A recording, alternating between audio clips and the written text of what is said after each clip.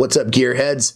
Welcome back to another episode of Cheap versus Steep, the show where we compare car parts and determine whether you should go budget or ball out. This week, we're diving into the bouncy world of front strut combos, specifically for your Honda SUVs, like an Honda Element or a CR-V. So let's find out if the cheap ones are going to make you regret every speed bump, or if the expensive ones are going to drain your bank account. Buckle up.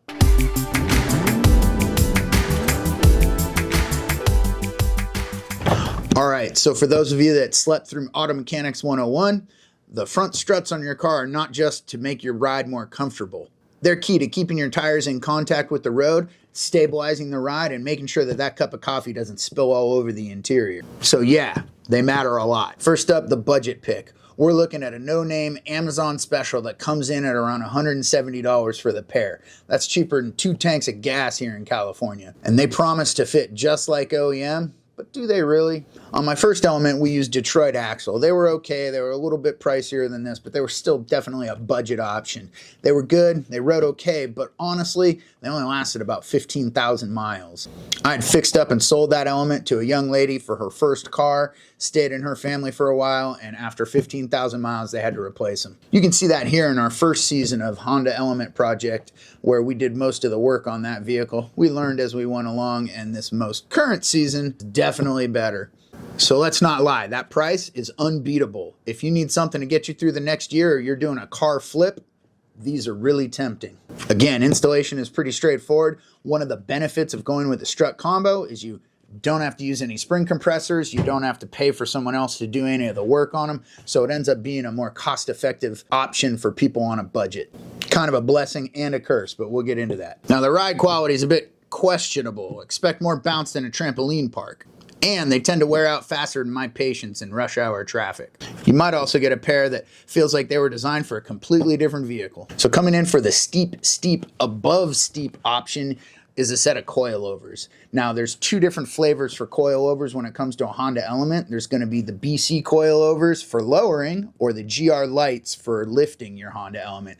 Both of these should be able to handle a standard ride height, but the BCs are generally for lowering and the GRs are generally for raising. Now, both of these are going to be an ultra premium option. The GR lights coming in somewhere around the $1,800 for all 4 of them, which is almost double what you're going to spend for a Honda Element. Now, there is a benefit to that, and if you're planning on lifting your vehicle, you're going to end up spending a bunch of money on spacers and subframe drop kit. So getting the coilovers to do that lift for you generally will save you some money, but it's still a premium and steep option over even getting a decent strut combo and going with a lift kit. So do your homework. This is not the way that I wanted to go, so that definitely is up above where I wanted to spend my money.